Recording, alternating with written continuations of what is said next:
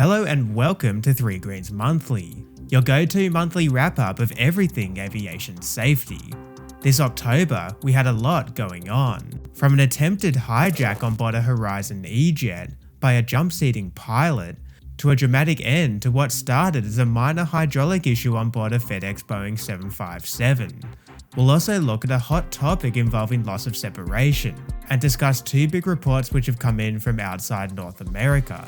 It's a packed month of accidents and incidents, so let's get into it.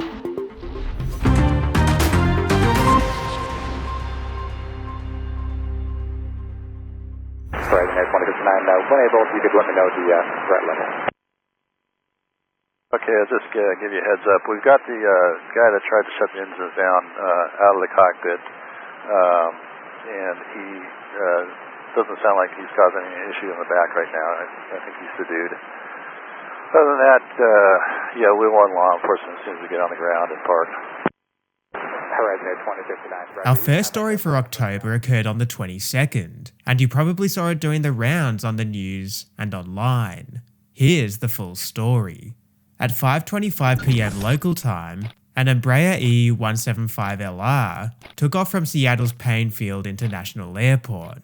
On board were 80 passengers and 4 crew members. In the cockpit were the usual complement of a captain and a first officer, as well as a passenger occupying the jump seat. Jump seats are used regularly across flights in America to allow pilots to commute between their home and their airline's base. On any given flight, any pilot from any airline is allowed to sit in the flight deck as a passenger, since they already have the security authorization to do so.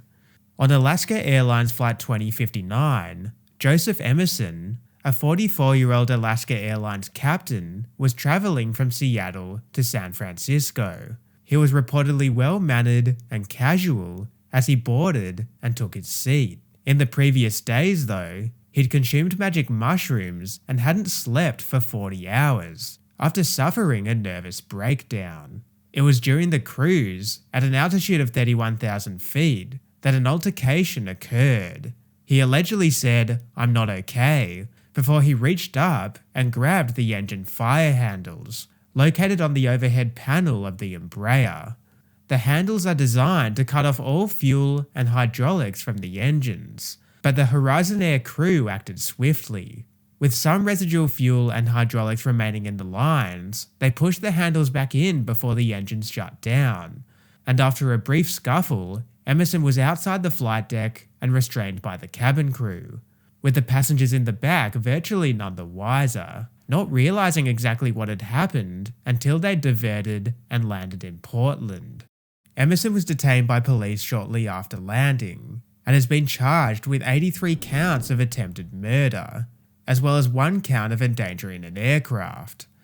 He was reportedly being urged by friends to seek help for mental health issues, which likely contributed to the incident. Flight crew are supposed to self-report on any mental health issues they experience for this reason, but a pilot hiding a mental health issue due to the fear of repercussions is nothing new. It's still early in the investigation process, and there's a lot more information which I couldn't fit into this short segment.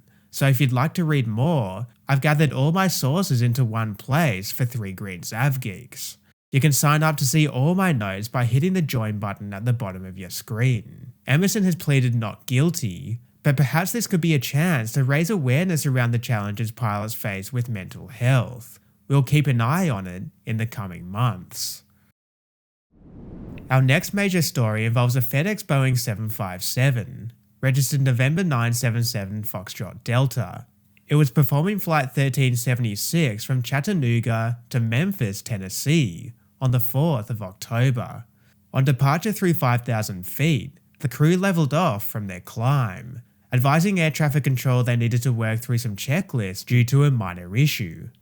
Departure FedEx 1376. We're working a minor issue. Can we maintain runway heading up to, say, 5,000? FedEx 1376, affirmative. And altitude maintain 5,000. Continue runway heading. Advise if you require any assistance. Okay, runway heading 5,000. They suffered a complete left hydraulic system failure, leaving them unable to extend the landing gear on approach, with an unsafe gear indication. This issue is usually resolved by carrying out an alternate gear extension, but that didn't work either. 76 emergency. FedEx 1376. The flight crew declared an emergency and flew a low approach to confirm if any of their wheels were down. Approach FedEx 1376, any word? And FedEx 1376, both tower and the ground crew said there appeared to not be landing gear observed. No landing gear observed. Okay, copy that. We're going to turn back up immediately, and we're going to plan on a no gear landing. FedEx 1376. What happened next was captured on camera. The aircraft bounced slightly on initial touchdown, but the crew managed to keep it in line with the runway's centerline. They were unable to stop it, however, as it slid off the end of the runway. The 3 flight crew evacuated through the right one door and slide after the left became jammed, with no injuries being reported. The NTSB has already released their preliminary report, which is linked in the description, while a marked up version by me is available to 3 Greens Avgeeks. The left main landing gear door actuator was found leaking hydraulic fluid, and a section of the alternate extension wiring was found to have a discontinuity. Both have been retained by the NTSB for further investigation.